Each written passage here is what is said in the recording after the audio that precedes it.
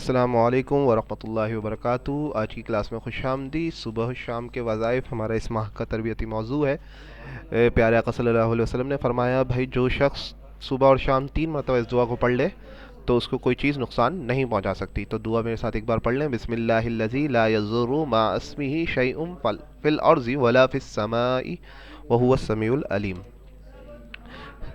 अच्छा, chapter class 6 subject science, lecture number 11, chapter number 2 physical quantities and measurement. Teacher Waqas Ahmad Qasmi. आज हम इसके question answer करेंगे। सबसे पहले पिछली क्लास को एक बार रिवाइज कर लें। मास होता है अमाउंट ऑफ मैटर जो सब्सटेंस के अंदर मौजूद होता है। इसी तरह एसआई यूनिट जो है वो किलोग्राम है। Mass can be measure using a beam balance. Mass आप मेजर करते हो बीम बैलेंस के ज़रिए या इलेक्ट्रॉनिक बैलेंस के ज़रिए। एसआई यूनिट टाइम होता है का जो ऐसा यूनिट है वो सेकंड्स है। और आप शॉर्ट टाइम के लिए, बहुत शॉर्ट टाइम के लिए या किसी खास टाइम इंटरवल के लिए आप स्टॉप वॉच और टाइमर का इस्तेमाल करते हो, और इस चीज़ की ज़रूरत आपको नॉर्मली लेबॉर्ट्री वगैरह में भी पड़ती है। अच्छा भाई, पेज नंबर 40 है। आज हम खाली पहले 6 सवाल करेंगे। इस चैप्टर में टोटल 9 क्वेश्चन आंसर है और थिंक टैंक अलग है। आज इंशाल्लाह हम 6 क्वेश्चन आंसर इस चैप्टर के कर लेंगे। तमाम बच्चे पेज नंबर 40 निकालें ताकि क्वेश्चंस को मेरे साथ मैच कर सकें। क्वेश्चन नंबर 1 है, write down 5 physical quantities and their SI units. 5 physical quantities और उसके एसआई यूनिट लिखने हैं। लेंथ का मीटर, मास का किलोग्राम, केजी, टाइम का सेकंड्स, टेम्परेचर का केल्विन और इलेक्ट्रिक करंट का एम्पियर।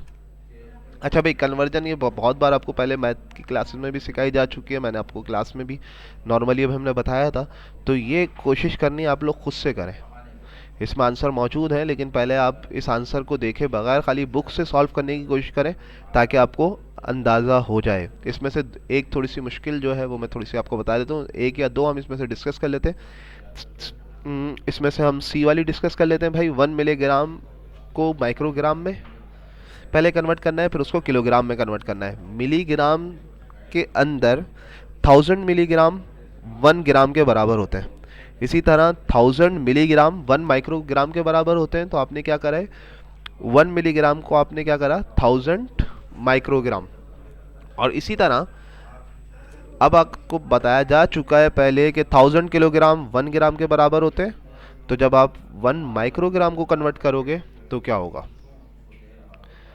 आपने क्या करा, 1 मिलीग्राम को पहले जब आपने इसको 1000 ग्राम बन जाएगा, ये 1000 ग्राम मिलीग्राम में 1000 माइक्रोग्राम होगा। इसी तरह किलोग्राम में करने के लिए आपने क्या करा है, इसको 1000 से और डिवाइड किया तो ये आपके पास यहाँ पे आंसर मौजूद है 0.001। अच्छा, ये आंसर जो मौजूद है ये ये मिलीग्राम को इन्होंने डायरेक्ट कन्वर्ट किया है, ठीक है। माइक्रोग्राम को कन्वर्ट नहीं किया। अगर माइक्रोग्राम को कन्वर्ट करते तो और ज़्यादा आंसर आता। जैसे भाई यहाँ तक 0.00 तो आपका ये उसका आ गया, ऊपर नज़र आ रहा है आपको। 1 ग्राम को जब आपने किलोग्राम में कन्वर्ट किया तो 0.001 ग्राम।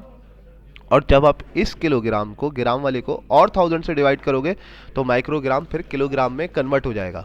इसी तरह अगर यहाँ पे देखो आप, 1000 मिलीमीटर जो है 1 मीटर के बराबर होता है। 1000 मिलीमीटर 1 मीटर के बराबर होता है। इसी तरह अगर आपने मिलीमीटर और 1000 और 1 सेंटीमीटर, 100 मिलीमीटर बराबर होता है 1 सेंटीमीटर के। बात समझ आ रही है। 1 मीटर में 100 सेंटीमीटर 1 मीटर के बराबर है। 100 सेंटीमीटर 1 मीटर के बराबर है और 100 मिलीमीटर 1 सेंटीमीटर के बराबर है। इसी तरह यहाँ पे 100 मिलीमीटर को इन्होंने मीटर में कन्वर्ट किया है। 1 मिलीमीटर में 1000 मिलीमीटर 1 मीटर के बराबर। और जब 100 में आप डिवाइड कर रहे हो तो आप इसको क्या करवाओगे, 100 वाले को जब 1000 से डिवाइड करवाओगे तो ये आंसर आपके पास आ जाएगा। इसी को आपने किलोमीटर में करना है, ये आप लोग खुद करने की कोशिश करेंगे और फिर मुझे बताएंगे। अच्छा, अब आपके पास है, आप पीस ऑफ क्लोथ, तीसरा सवाल है, आप कौन सा इंस्ट्रूमेंट यूज़ करोगे मुख्तलिफ लेंथ लेने के लिए। अगर आपको पीस ऑफ क्लॉथ की लेंथ लेनी है तो मीटर रूल, आपके पास जो एक बड़ी सी स्टिक मीटर रूल की होती है वो यूज़ करते हैं। और पर्सन वेस्ट वेस्ट अच्छा, अपने पर्सन वेस्ट का मालूम करना है तो मेजरिंग टेप यूज़ करोगे आप।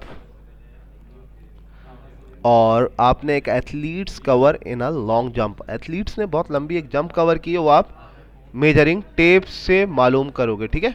अच्छा, इसके बाद आपके पास एक चीज़ है जो थोड़ा सा आपको जहन इस पे लगाना पड़ेगा।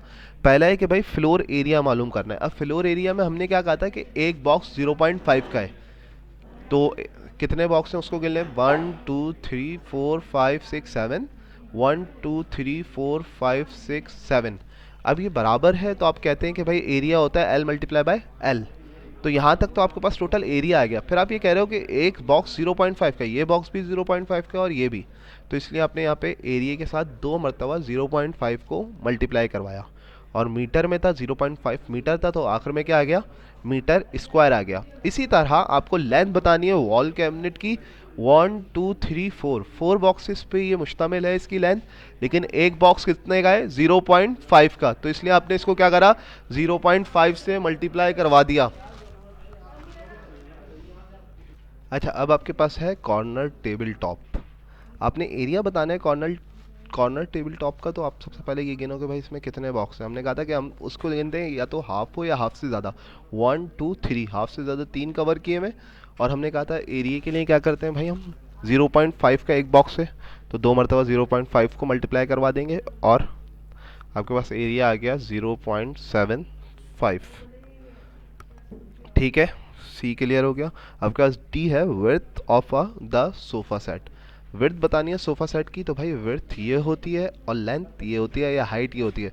विड्थ खाली एक बॉक्स पे और ये टोटल एक ही है, विड्थ पूरी लाइन में एक है, तो 1 मल्टीप्लाई बाय 0.5। आपने ये विड्थ मालूम करनी थी, विड्थ ये है, ठीक है, ये चौड़ाई एक बॉक्स। इसके बाद आपके पास ई है approximate area of coffee table top. Coffee table जो है उसका आपने एरिया बताना है। एरिया होता है भाई, अब आपके पास एरिया मालूम करना है तो टॉप का एरिया बताना है, ठीक है। ये बात अपने माइंड में रखें, यहाँ पे भी बोला गया है सिर्फ टॉप का, सिर्फ टॉप का, तो आपने इसीलिए सिर्फ और सिर्फ 3 से मल्टीप्लाई किया। इसी तरह यहाँ पे आपके पास कॉफ़ी टेबल टॉप है तो सिर्फ टॉप है, तो 6 मल्टीप्लाई बाय 0.5 मल्टीप्लाई बाय 0.5। आगे चलते हैं। अब आपके पास है a cone has a radius of 5 centimetre. Cone का रेडियस है 5 सेंटीमीटर और उसकी हाइट है 10 सेंटीमीटर। कैलकुलेटेड, पहले आपने बेस एरिया निकालना है और उसके बाद आपने उसका वॉल्यूम बताना है। बेस एरिया निकालने का फॉर्मूला होता है भाई, बेस का फॉर्मूला होता है पाई आर स्क्वायर। पाई मैंने पहले भी बताया कांस्टेंट रहता है, रेडियस आपके पास ये रहा, आर ये रहा, 5 मल्टीप्लाई बाय 5 और फिर उसको आपको 3.14 से मल्टीप्लाई करना है। अच्छा, यहाँ पे जो है 2 फार्मूले हैं इसके लिए, एक तो ये है, एक तो ये है। फिर वॉल्यूम ऑफ कोन का मालूम करने का तरीका होता है 1/3, जो बेस एरिया है pi r square multiply by h. इसको ऐसे भी लिखते हैं, अगर मैं यहाँ पे लिखूँ, इसको गौर से देखें, इसको तरीका एक और लिखने का ये है, वॉल्यूम ऑफ कॉन का फॉर्मूला लिखने का, बी आप अपने ऊपर निकाला, एच से मल्टीप्लाई किया और डिवाइड बाय 3 कर दिया। यहाँ पे भी इन्होंने यही किया हुआ है, देखो आप अगर गौर से देखें तो ये आपके पास बेस एरिया है और ये आपके पास हाइट है। आपने हाइट से मल्टीप्लाई किया और डिवाइडेड बाय 3 कर दिया। उम्मीद है ये बात याद रहेगी। आगे चलते हैं। यहाँ तक आपके 5 क्वेश्चन कंप्लीट हो गए। अब 6 क्वेश्चन है, write down the reading shows in the diagram below. इस डायग्राम में 2 रीडिंग्स आपको शो की गई हैं, उसने को आपने बताना है कि ए की क्या है और बी की क्या है।